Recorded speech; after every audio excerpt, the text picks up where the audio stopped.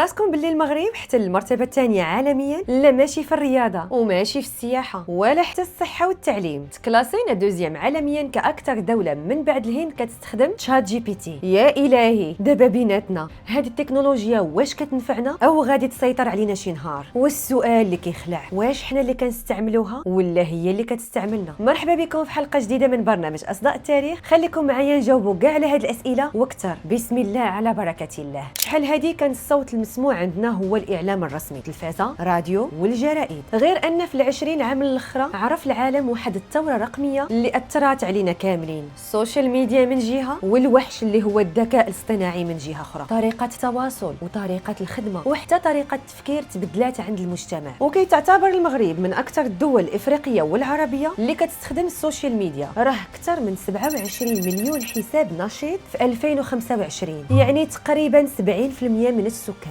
وتحيه لهذوك 30% اللي مهنين راسهم من هذا الشيء كامل. ما علينا، هاد المواقع ديال التواصل الاجتماعي كانوا المغاربه كيستعملوها في الاول غير باش يشوفوا الجديد ويتواصلوا مع بعضياتهم عن طريق رسائل وتعاليق وبس. شويه ولات منصه ديال التصاور والفيديوهات، خصوصا منين بان انستغرام وسناب شات. ومن بعد قانون اللعبه غادي تبدل كامل منين دخل تيك توك للمغرب، واللي بانت معاه اقوى خوارزميه عرفتها السوشيال ميديا، بحيث ولات كتختار وكتقترح وكتفرض عليك شنو خاصك تشوف غير باش تخليك نعمسي اكثر وقت ممكن في هذه المواقع. بالعربيه هاد الخوارزميات قرات السلوك ديال كل واحد فينا ودارت بروفيل نفسي علينا بلا ما نحسه. وكيبقى تيك توك هو اللي علم الخوارزميات كيفاش تفهم الانسان. وفي 2022 وقع ذا بيج بانج او الانفجار الكبير، اكبر حدث رقمي ديال هذا القرن، منين تشات جي بي تي خرج للعالم عن طريق شركه اوبن اي اي، واللي كان المؤسس ديالها الاول ايلون ماسك وصاحبه سام التمان. ودابا غادي ندخلوا للمعقول، وصلنا لمرحله ان الذكاء الاصطناعي اللي هو في الاصل روبو كيفهم كلامنا، كيجاوبنا، كيناقشنا وكيتحاور معنا. لا والواعره انه كيفهم الاسلوب ديال كل واحد كيستعمله وحتى طريقه التفكير ديالو، مختلف على جوجل تماما اللي كان كيعطينا غير مواقع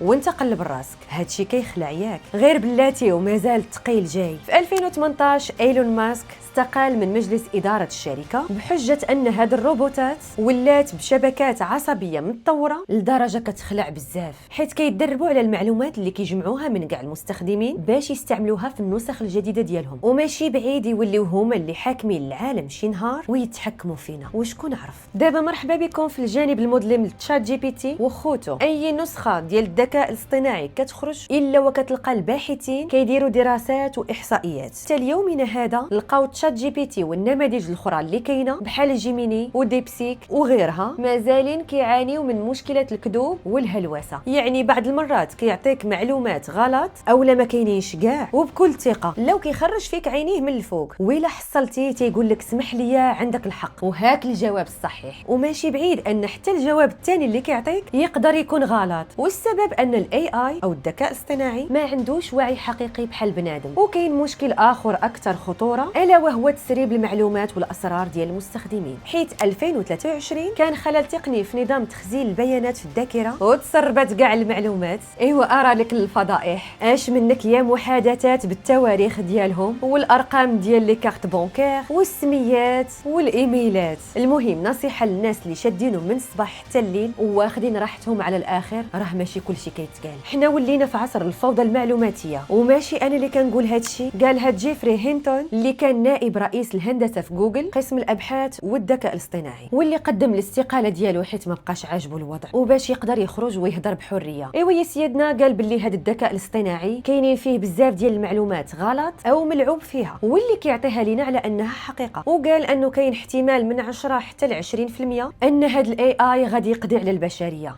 وانه غادي يولي اذكى منا وغادي يتحكم فينا الا ما سيطرناش على الوضع دابا. ياك عمي شكرا. واخيرا هذا الذكاء الاصطناعي والسوشيال ميديا عاونات واحد الشريحه من المجتمع، سواء في التعلم وتسهيل التواصل والدعم النفسي، الا انهم كيبقاو ادوات حنا اللي كنستعملوهم. واخا حلات ابواب كثيره وجديده للمعرفه والفرص، الا ان هذا الشيء ما كاين فيش ان فيهم مخاطر حقيقيه بحال السم في العسل. المهم يكون الوعي والاستعمال مسؤول، نستافدوا من التطور التطور ونستعملوا التكنولوجيا حتى هي باش نزيدوا من قدراتنا وماشي باش تعوضنا، وكيبقى الانسان هو المركز والتكنولوجيا غير وسيله بين يديه، يا اما تبني او تهدم والاختيار ليك. المهم الا عجبكم الفيديو ما تنساوش تبارطاجيوه واشتركوا في القناه وفعلوا الجرس باش يوصلكم الجديد ديال الحلقات ديالنا. كانت معكم فاطمه الزهراء السنباطي، نشوفكم في الحلقه الجايه ان شاء الله. السلام عليكم.